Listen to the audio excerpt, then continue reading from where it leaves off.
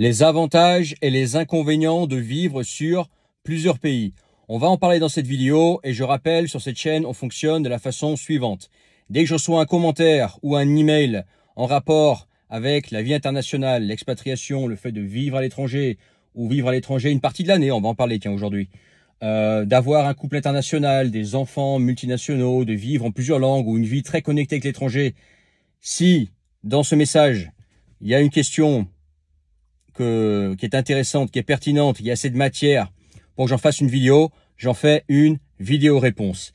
Et donc là, je vais répondre à un commentaire qui me demande quels sont les avantages de vivre sur plusieurs pays, de faire un panache, pour citer le commentaire, de pays, parce que certains digital nomades le font. Donc quels sont les avantages, et je vais aussi parler des inconvénients qu'il peut y avoir à vivre sur plusieurs pays.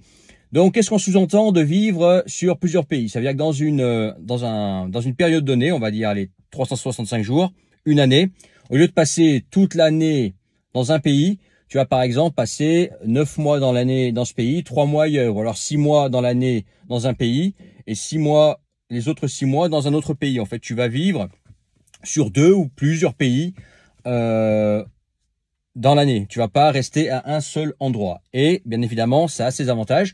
C'est un train de vie que j'ai mené. Alors, je l'ai pas mené complètement. Moi, ce que j'aime bien, c'est quand je suis quelque part, c'est d'y rester. Je l'ai mené pendant des courtes périodes dans ma vie. Donc, je vois ce que ça peut donner. Et bien évidemment, il y a des avantages. Les avantages, c'est que ça te permet de profiter du meilleur de chaque pays. Par exemple, si tu aimes pas le froid. Beaucoup de Français n'aiment pas le froid, contrairement à moi. Ce que tu peux faire, c'est que l'été, tu passes l'été en France, par exemple, je sais pas, du 1er mai jusqu'à fin octobre, tu passes cette période en France, et du 1er novembre jusqu'à fin avril, tu passes ton temps en Thaïlande, dans un pays chaud, par exemple, ok? Ou si tu vis par exemple en Russie, que tu n'aimes pas le froid, eh ben tu évites l'hiver russe, par exemple, voilà, de novembre à avril, tu quittes la Russie, tu vas vivre aux Philippines ou quelque part ailleurs, etc. Ou ça peut être l'inverse, si par exemple tu supportes pas les fortes chaleurs, si tu habites en Andalousie, dans le sud de l'Espagne, voilà, les mois d'été sont vraiment des mois très très chauds où il fait parfois plus de 40 degrés. Ce que tu peux faire ces mois-là, c'est monter dans les Asturies ou aller en France ou aller dans un pays plus frais, aller en Estonie, etc. Donc déjà, au niveau climat, ça te permet de profiter en fait du meilleur en fonction de tes goûts. Si tu n'aimes pas le froid, tu changes dès qu'il commence à faire froid. Si tu n'aimes pas le chaud, tu bouges dès qu'il commence à faire chaud. Voilà, ça c'est le premier avantage. Ok. Deuxième avantage, forcément, c'est que ça permet en fait de casser une routine. Quand tu es dans un pays, au bout d'un moment, tu as une routine qui s'installe, etc. Et la vie peut devenir un peu monotone, ok, voir toujours la même chose, etc. Alors que le fait de vivre sur plusieurs pays, ça te permet de casser la routine, de retrouver une autre routine, retrouver un autre environnement, etc. Et ça peut être bien juste pour ton bonheur parce que tu aimes le changement de temps en temps. Tu peux avoir 2 maisons, entre guillemets, vivre sur du pays. Mais aussi, ça peut être stimulant. Par exemple, si tu es entrepreneur, un entrepreneur, des fois, il a besoin de stimulation par le fait de changer d'environnement.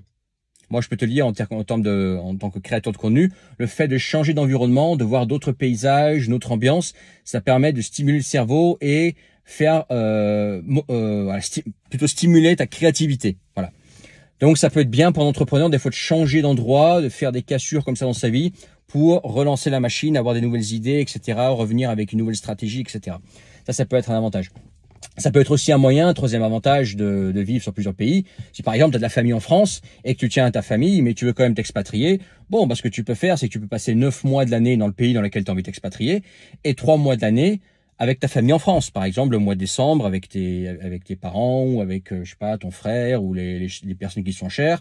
Tu fais Noël et un petit peu de ski avec eux pendant décembre, janvier, et puis tu peux revenir au mois de juin, etc. Quand c'est les beaux jours en France, quand il fait nuit tard, etc. Et comme ça, passer 3 mois par an en France et le reste de l'année à l'étranger. Comme ça, tu es expatrié, tu profites des avantages de l'expatriation qui peuvent être encore autres, on va en parler, sans pour autant couper les liens complets avec la France. D'ailleurs, ça, beaucoup ne le comprennent pas, c'est que quand tu t'expatries, quand tu vas vivre quelque part, à tout moment, tu peux prendre un billet d'avion, revenir en France et voir tes proches. Hein. C'est pas parce que tu t'expatries que ça y est, tu reviens plus jamais, tu peux plus jamais retourner. Hein. Non, tu peux, il y a des avions, tu peux rentrer, sortir des pays, etc. À part si tu vas peut-être en Corée du Nord. mais voilà, tu peux toujours bouger. Donc, c'est pas définitif et c'est pas parce que tu vis quelque part que tu peux pas revenir en France de temps en temps. Quatrième avantage, je reviens au quatrième maintenant déjà avantage, c'est que ça te permet de profiter d'une fiscalité avantageuse. Si par exemple tu passes plus de 6 mois, c'est conseillé en pratique au moins 9 mois de l'année ailleurs dans un pays qui est très faiblement imposé, ça te permet d'être moins imposé par exemple en tant qu'entrepreneur. Pour les salariés, pas besoin de s'emballer. En général, ça fonctionne pas parce que les pays en général où tu es peu imposé, c'est les pays où tu es mal payé. Donc c'est surtout vrai pour les entrepreneurs. Mais si par exemple tu es entrepreneur, comme le commentaire à parler des digital nomades, ça te permet de bénéficier d'une fiscalité plus légère, tout en ayant la possibilité de revenir en France 3 mois de l'année ou aller ailleurs dans un pays où il y a une forte fiscalité. Je sais pas, par exemple, tu peux passer 9 mois par an à Dubaï, une destination qui m'attire pas du tout, et 3 mois de l'année en Argentine, où il y a un coût de la vie faible, où il y a de la fraîcheur, où il y a de la culture, etc. Par contre, il y a une fiscalité assez nauséabonde. Tu vois, donc ça te permet de profiter à chaque fois du meilleur des deux mondes et de faire, comme je disais dans une autre vidéo, il y a peut-être 2 mois maintenant, de faire de l'expatriation à la carte. Ça veut dire que tu as des pays avec leurs avantages et les inconvénients, et au maximum rassembler les avantages, profiter que des avantages, et souvent le fait de vivre sur plusieurs pays, ça te permet de prendre que les avantages des pays. Voilà. De faire un panache comme ça, c'est un bon mot, un panache comme ça, pour profiter du meilleur des 2 mondes ou des 3 mondes en fonction de là où tu veux aller.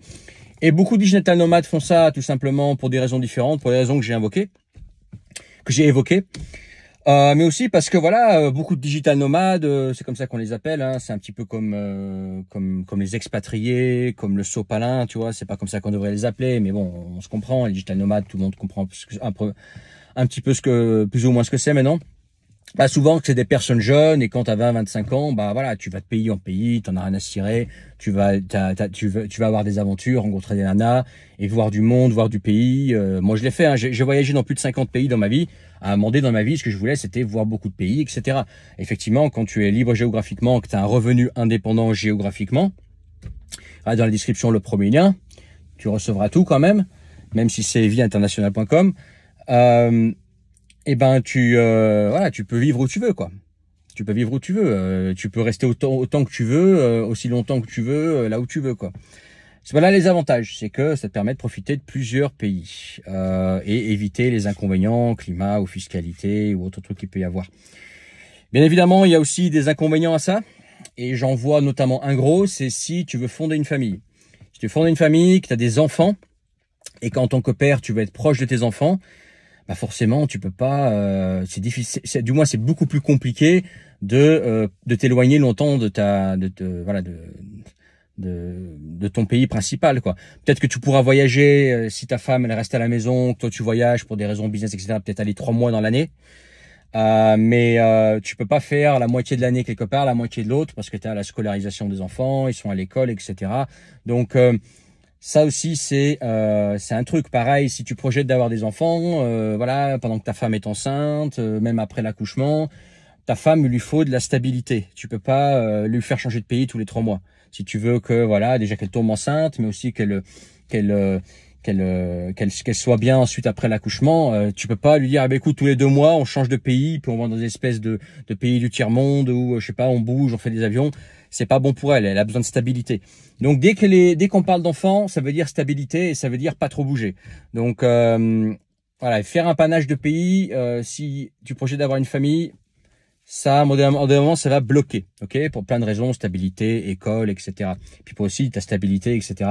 Avec tes enfants, que tu puisses prendre du temps, voilà, d'être avec eux, etc. Que tu sois pas toujours dans un avion. Voilà. Autre chose, c'est que en fonction de combien de pays tu vises, si c'est 2 pays sur lesquels tu vis, ça va. Mais si ça commence à être, voilà, 3 pays, 4 pays, etc., c'est que ça devient vite fatigant. Et moi, à un moment donné, j'étais fatigué du voyage. À force de voyager, tu te fatigues, en fait. À force de bouger tout le temps. Moi, j'en ai marre de bouger tout le temps. Tu vois, j'en ai marre de toujours bouger. Et c'est pour ça que là, je suis posé et que je prends bien mon temps pour la suite, parce que j'ai pas envie de faire comme avant, de bouger tous les 3 mois, comme je l'ai eu fait à une période, tu vois. C'est que vraiment, ça fatigue. T'en as marre, t'as envie d'être posé, t'as envie d'avoir as envie d'avoir voilà tout qui est prêt chez toi sans que tu aies à ouvrir une valise. Bref, t'as envie d'avoir une stabilité et une petite routine avec ton café le matin, ton petit tour là où tu vas, ton petit footing, ta brosse à dents, ton rasoir et ton savon qui est toujours au même endroit dans la salle de bain et que t'as pas besoin d'ouvrir les bagages, une garde-robe, des chaussures qui sont voilà déjà prêtes à être assises, peut-être une voiture aussi pour bouger, etc. Et ça, ça demande une certaine stabilité et voilà, c'est clair que si tu bouges tous les 3 mois, cette stabilité, tu peux pas la mettre en place, quoi. Ce sera 2 pays maximum, quoi. Peut-être la moitié de l'année quelque part, la moitié de l'année dans un autre endroit, peut-être 3 mois par an. Mais tu peux pas faire ça toute ta vie, surtout quand tu commences à avoir un certain âge. Tu te fatigues vite des voyages. Voilà, si tu as trouvé ça intéressant, mets ton pouce. Regarde dans la description vieinternationale.com. Tout à l'heure, j'ai parlé du revenu indépendant géographiquement. Bon, un revenu indépendant géographiquement, c'est ce qui te permet en fait de gagner ta vie plus n'importe où, puis ensuite voyager autant que tu veux ou rester autant que tu veux dans un endroit, même s'il n'y a pas de boulot, même si je sais pas quoi, tu as déjà résolu le problème de l'argent et des revenus sur place. Moi, je fais que ça, que ce soit par différentes manières. Depuis 7 ans, je fais que du revenu indépendant géographiquement, même si sur différents business. Là, par exemple, je suis en train de lancer un nouveau business qui n'a rien à voir avec YouTube, qui n'a rien à voir avec les vidéos, etc. C'est quand même un business de revenus indépendant géographiquement pour pouvoir ensuite bouger et être libre d'aller là où on veut et rester autant qu'on veut et surtout choisir l'endroit, ne pas se lever pour un patron, ne pas se coucher ne pas se coucher tôt si on n'a pas envie, être libre de son temps, être libre d'aller faire une randonnée en pleine semaine, et quand c'est le week-end comme maintenant le samedi, tu restes tranquille chez toi parce que tu as tous les cassos qui sont sortis et tout le bruit. OK? C'est dans la description vieinternationale.com. Partage si toi tu as une question en rapport avec la vie internationale, l'expatriation, la vie à l'étranger, tout ça. Pose-la en commentaire ou envoie-moi un mail et si c'est pertinent, j'en fais une vidéo réponse. Et n'oublie pas de t'abonner, c'est pas encore fait. À plus tard. Ciao.